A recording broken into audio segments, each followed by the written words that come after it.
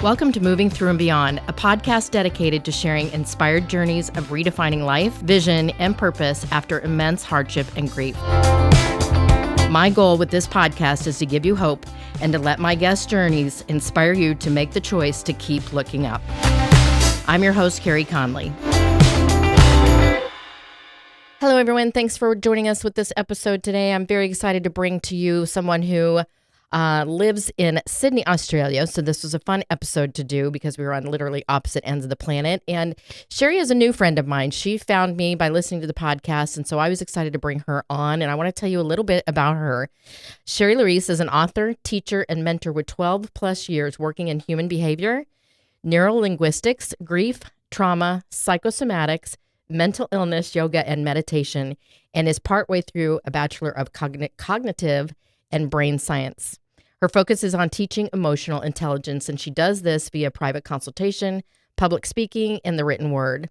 Her recent book, On Path, shares her personal experience and practical techniques for overcoming challenges, and she has a very unique story to share around having her own grief of not being able to have a child and be a mother. And I really hope that this impacts women who are struggling with this because I don't think it's something we talk a lot about. So thank you for listening to this episode, and let's get started. Hey, everybody. Hey, Sherrie. Thank you so much for joining me on this podcast today, all the way in Australia.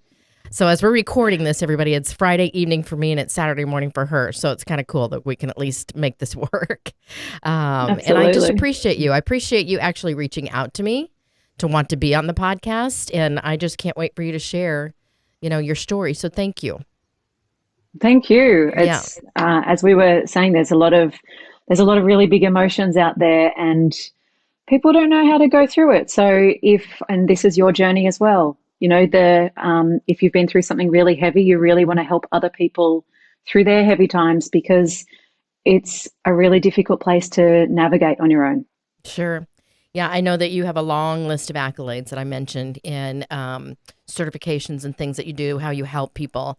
But I think probably that was you were, I don't want to use the word triggered because that can mean different things, but I'm guessing that maybe your story and your own trauma and what you've been through kind of led you down this path. So I would love for you to be able to share a little bit about this because it's a little bit unusual, the trauma that you've been through. Is it? Oh, do you know what? I'm actually finding that it's not as unique as I thought. It's exactly. It's not talked about. That's the better way of putting it. Right. So my journey was I met a wonderful man who I fell in love with, and a couple of years into our relationship, we decided it was time to start a family, and just thought that as soon as you stop using contraception, that you start a family, and just really thought it was that simple. And that led me down a 7-year journey of trying to figure out why I couldn't conceive. And we went through all the tests. We saw all the doctors, all the specialists. Everything was, we were in perfect health. So that is surprisingly frustrating when you are told you're in perfect health, because if you cannot identify a problem, you've got nowhere to focus your energy to fix a problem. So I think that was part of the trauma of it, because I just hung out in hope the whole time, thinking that, oh, well, now that I've just done this latest treatment, now that I've just done this latest modality and started doing this, now it will work. So it was a constant hope and disappointment again and again and again. And I eventually, after 7 years, and I'm 7 years older now as well. So it's not just we've been doing this for a long time and it's emotionally exhausting, but hang on, my body's getting older as well. And when do I call it? I mean, I haven't gone through menopause yet. So officially, I'm still young enough to have a child, but it was just also we had to make a choice on the lifestyle that we wanted and how old we wanted to be as parents. I'm 45 now. So I had to then get my head around life without a child. And it's really, I found it really hard to give something up when there was no reason that I couldn't have it.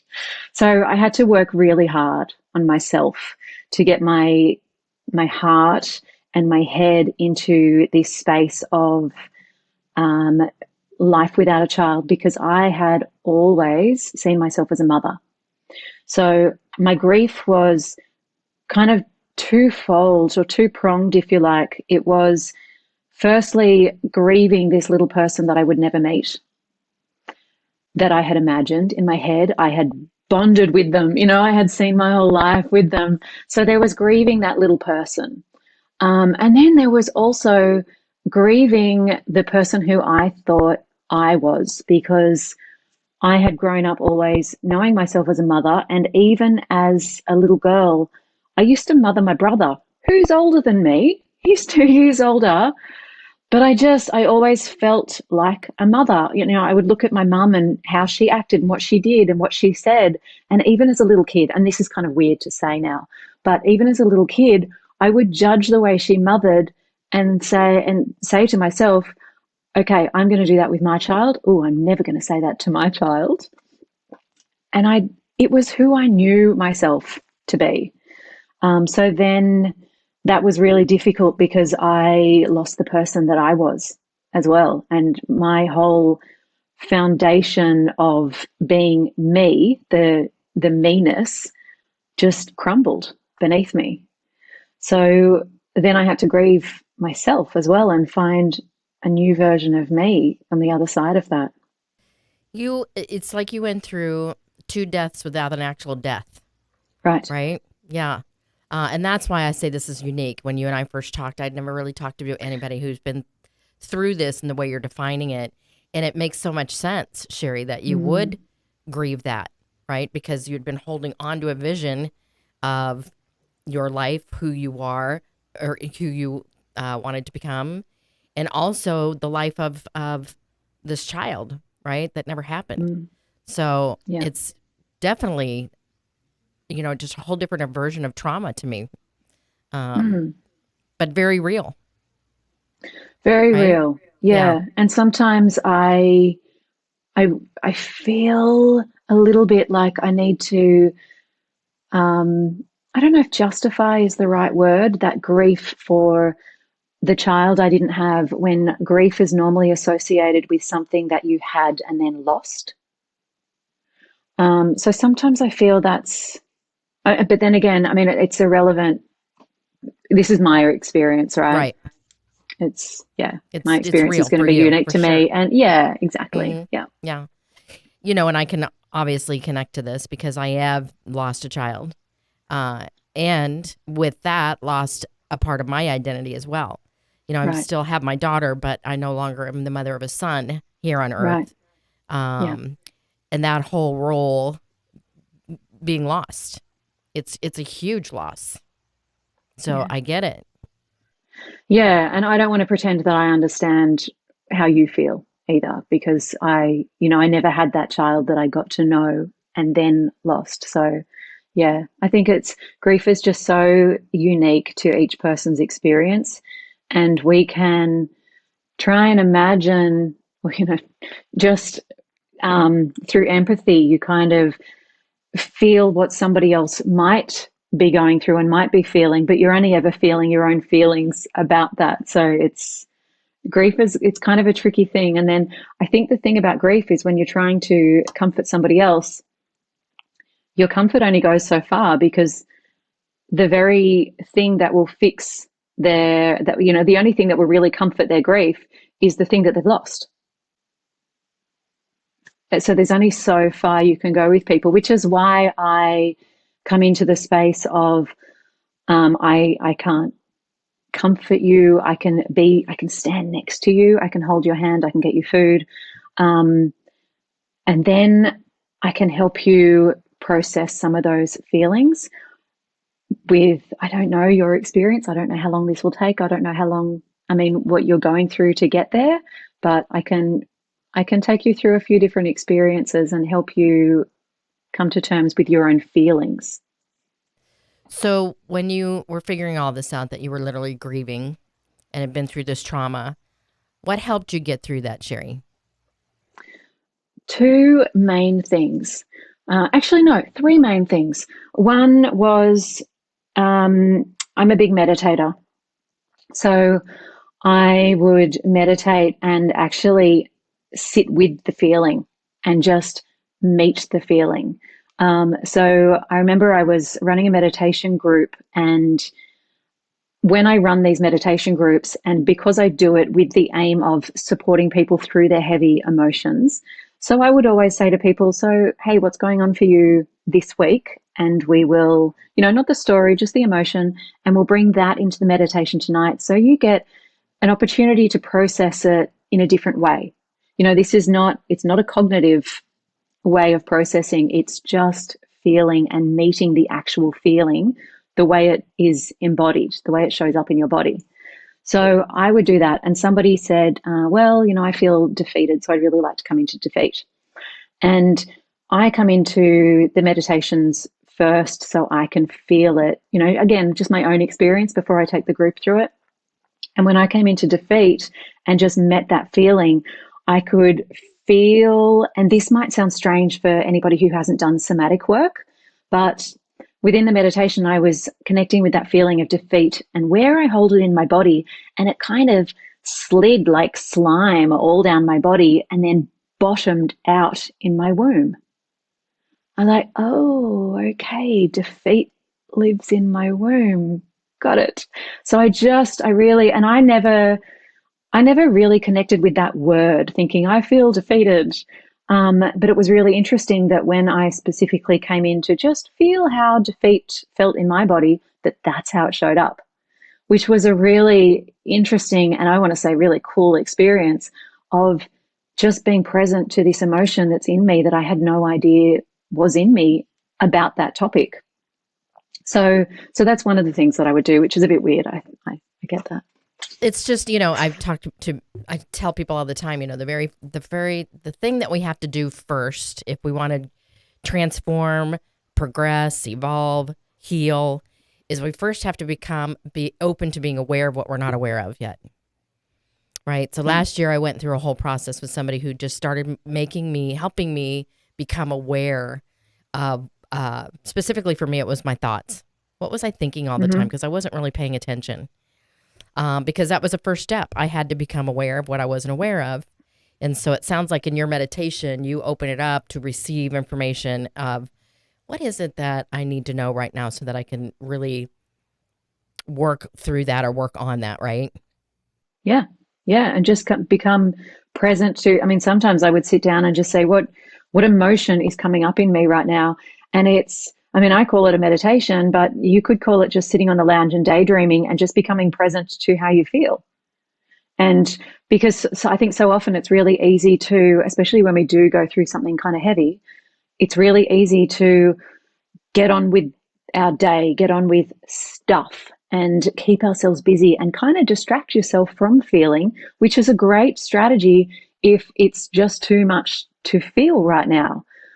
But you don't want to repress it forever. At some stage, you need to sit yourself down and just be present with it, just to acknowledge what is going on within.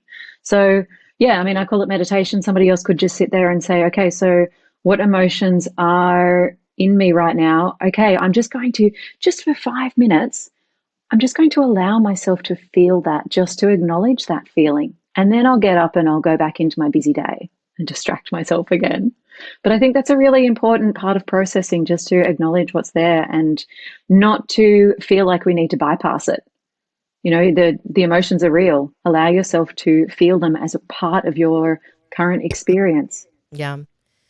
Yeah. I did a lot of going inward in the beginning, especially right after losing my husband first, instead of talking to a lot of people, doing counseling, all that kind of stuff.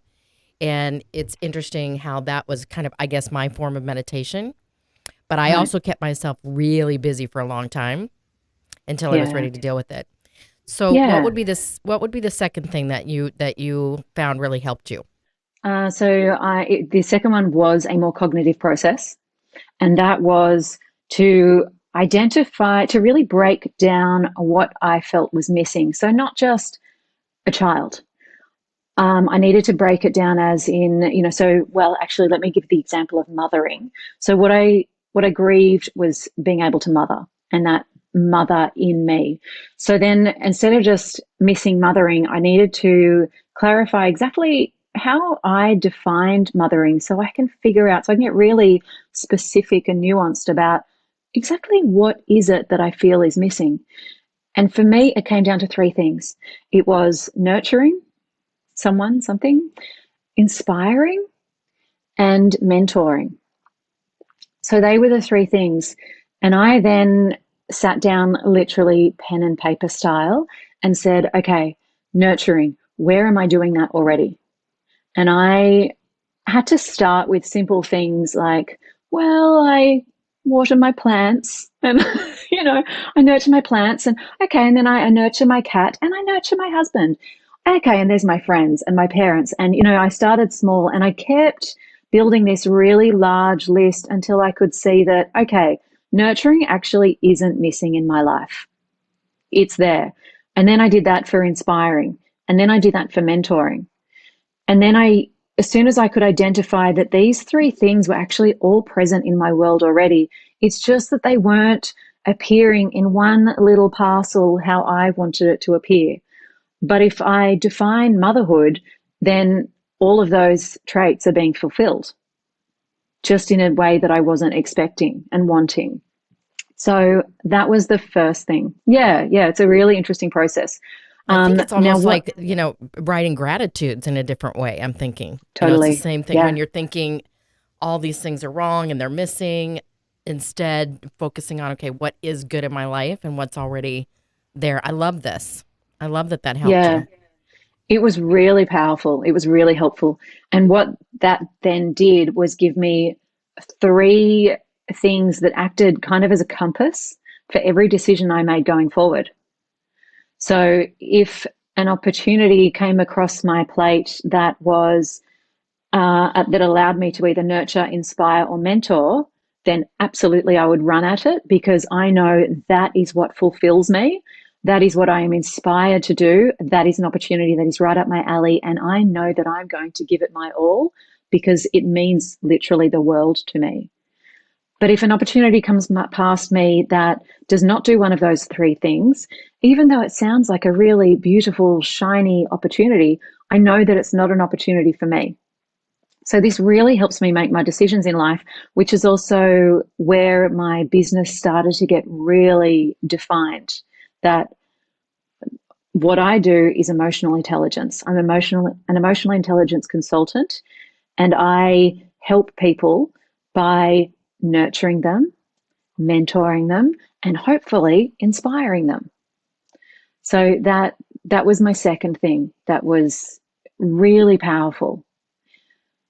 Again, it's different for everybody, of what you feel is missing. But I've taken people through this same process for people who have lost loved ones and said, okay, exactly what do you miss about them and where else are those traits showing up? Because I want you to, although that person isn't here anymore, and I'm not trying to take away your longing for that person, but I want you to appreciate that there is specific things that you miss about them. Let's identify where else you get those things.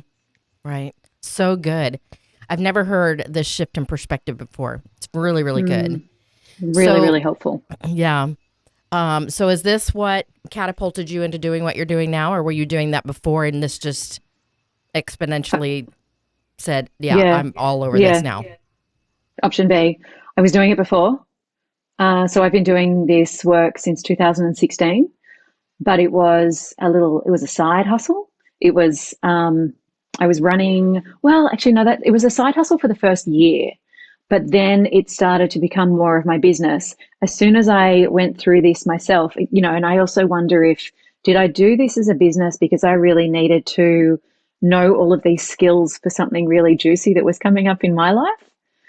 Or did I just have all these tools available?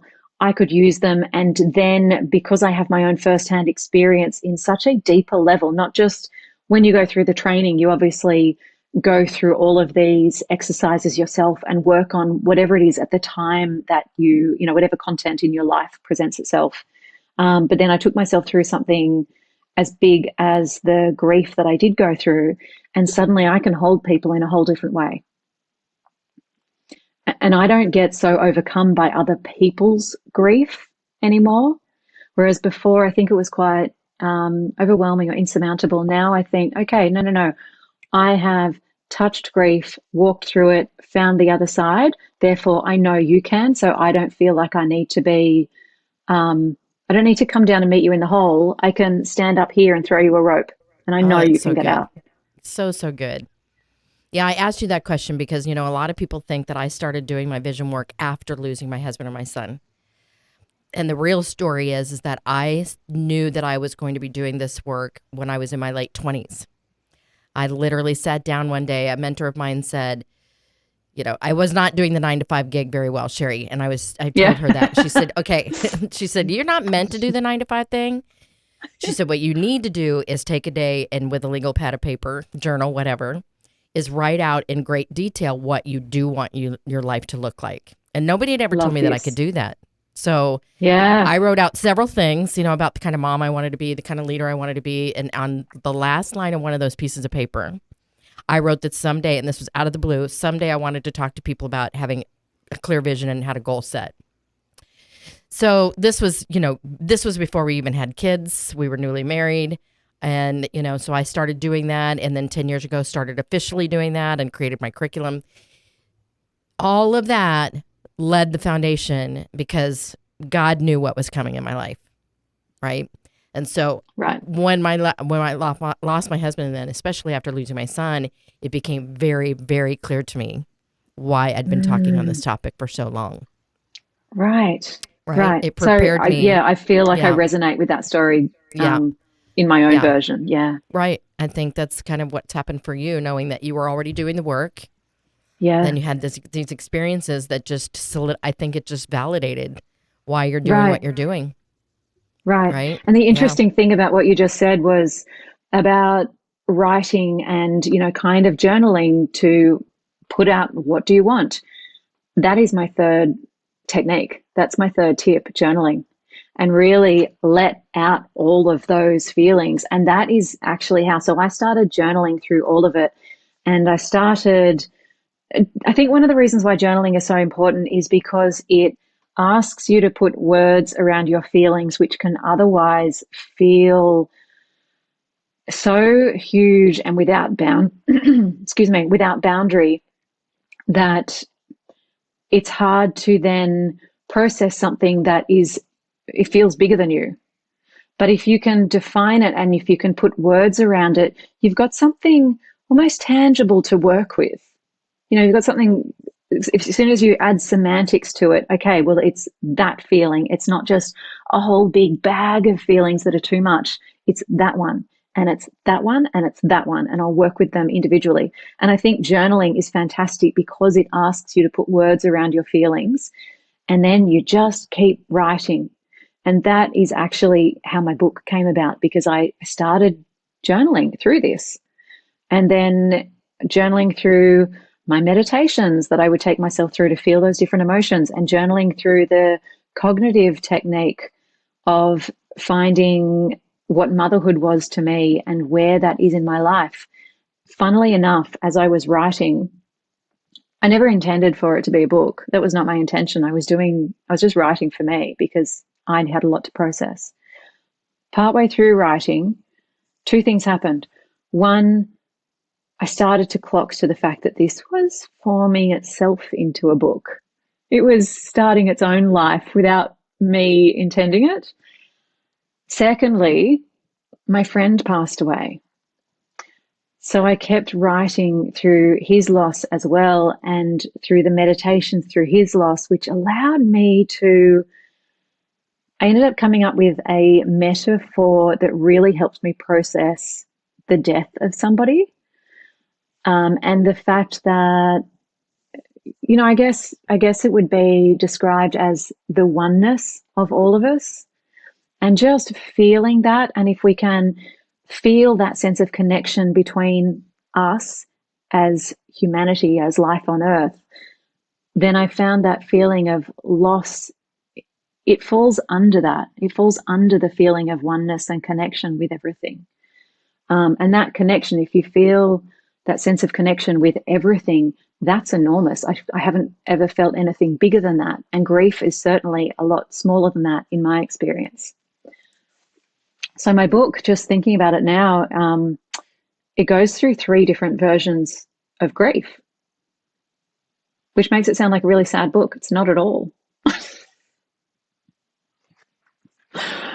And I guess it's kind of like the tone of it is kind of like this conversation. We're talking about grief and how we process grief and the things that we have to take ourselves through to get through it.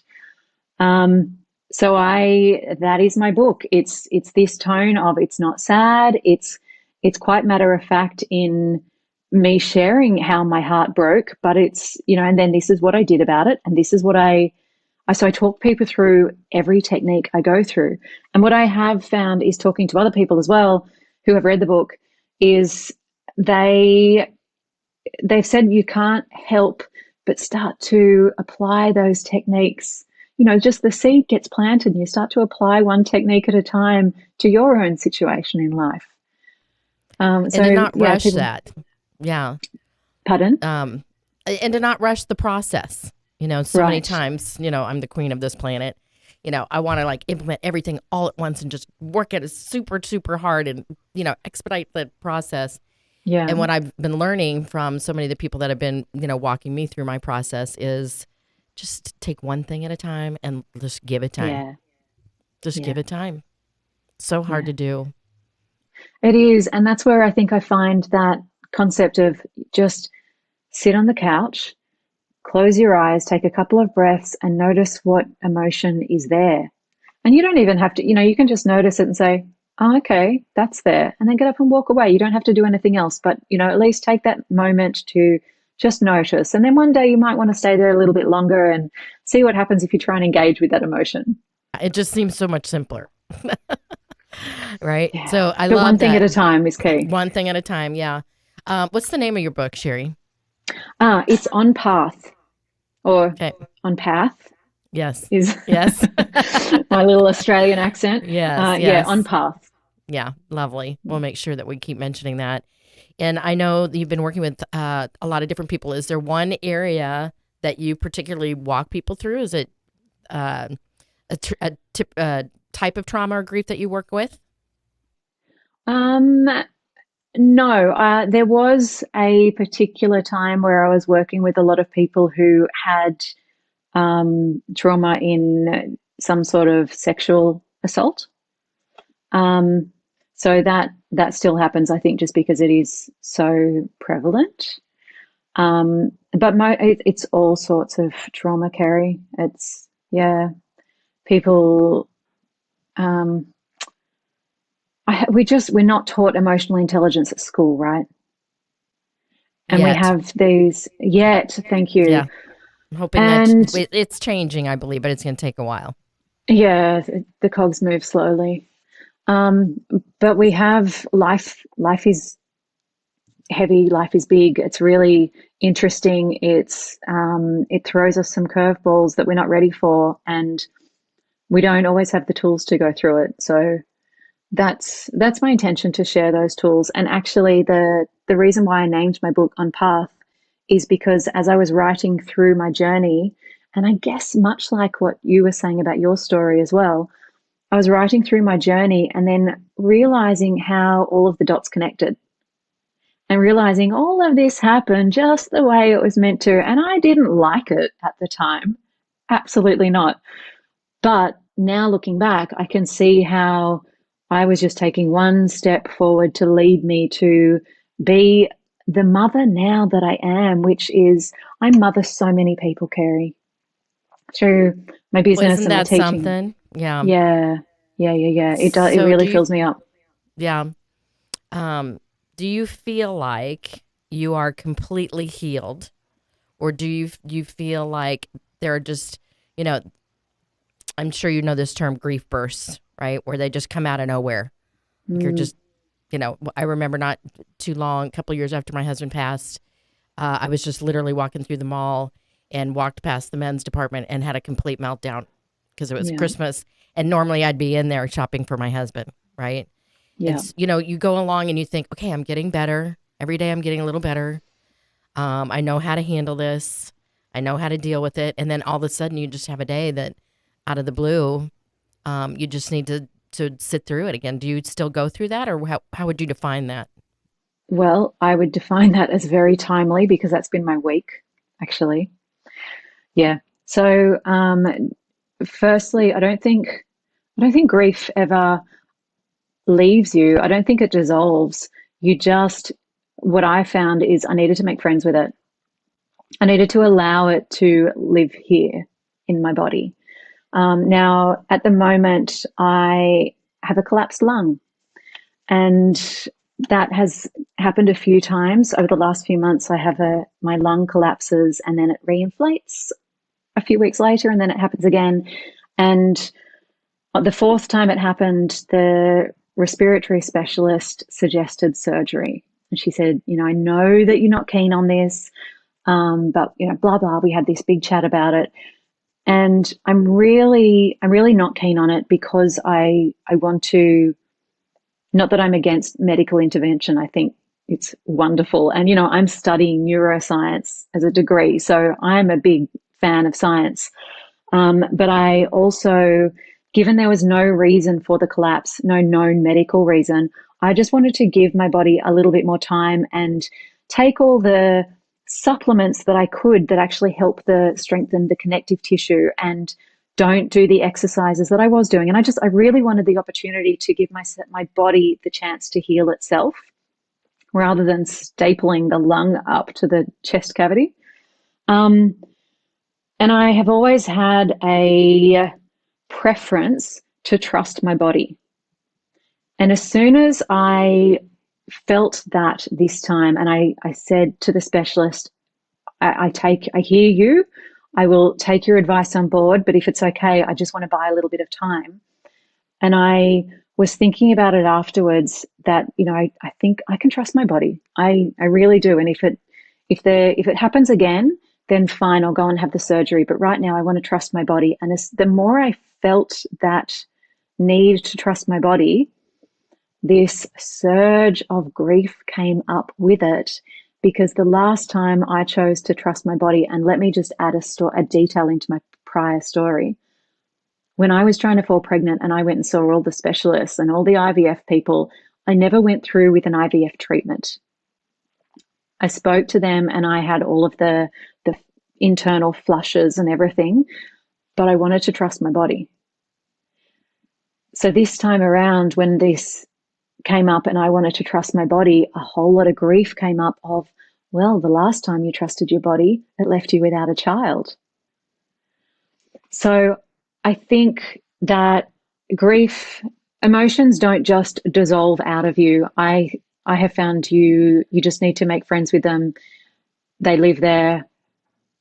I don't focus on grief anymore because I focus on so many beautiful things in my life and where I do mother, and that allows me to feel fulfilled while I hold grief. But it is definitely, it's a part of my existence. It just doesn't make my decisions anymore. It doesn't rule my life. It doesn't overwhelm me. And most of the time it doesn't even distract me. But this week it has come back up. And I think there'll be different times in my life where, like you said, one day you're not expecting it, you're feeling fine, you walk past the men's shop and boom, there it is.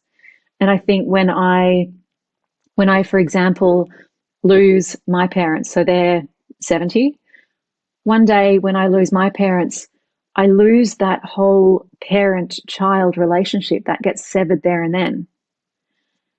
And I have no family to then look down to, so I think I'm sure it'll come up then. I'm sure it'll come up 20 times in between now and then as well. Just as I go through different phases of life, different things will prompt it, and I'll need to make friends again with that version of grief, because it's going to be a whole new version that grieves something new, some new aspect of it. Yeah, and because we evolved through this process, Oh, and don't I've we? found that I handle it differently than I would then. Yeah. Um, and yeah, I agree with you. I don't think it ever leaves you. You just learn to live with it in your body the best you Right. can. Do some healing work, obviously, because it can seep into other places in your life if you don't. And, I really want people to be encouraged by this because, like I said, when you and I met, this was a whole different aspect of grief and trauma that I had never really considered. And I'm gonna bet that a lot of people listening to this may are feeling the same way of not being able to have Yeah. a child. Yeah, And I think because it's not talked about, I there's a lot of people who don't have children either because they couldn't have children biologically, medically, or just circumstantially they didn't meet the right person at the right time, and therefore they don't have children. And I think it's really easy for everybody to, all of their friends, the people that know them, just to go on with life and not ever stop and check in and say, did you ever want children? Are you okay with that?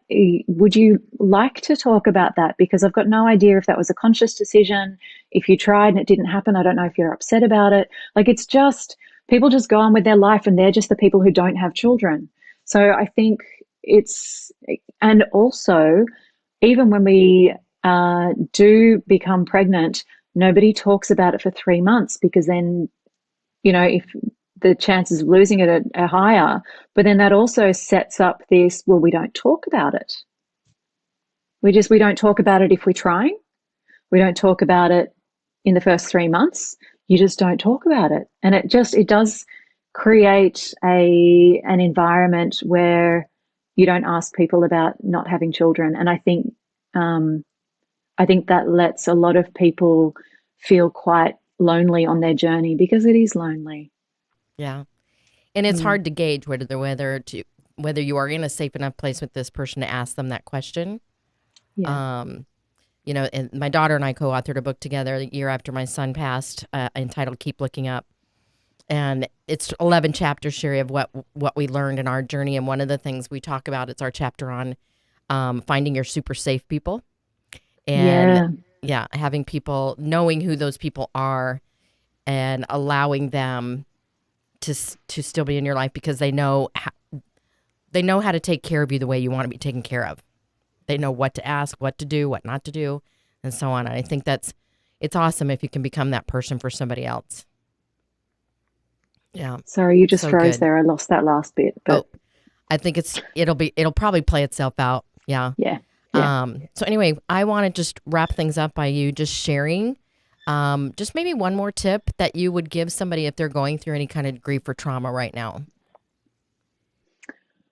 Oh, I kind of want to piggyback what you just said of find people that you can talk to that you feel comfortable with because um, it is it can feel like you just want to close back in to yourself. And I'm not against retreating if you have the tools to deal with it on your own.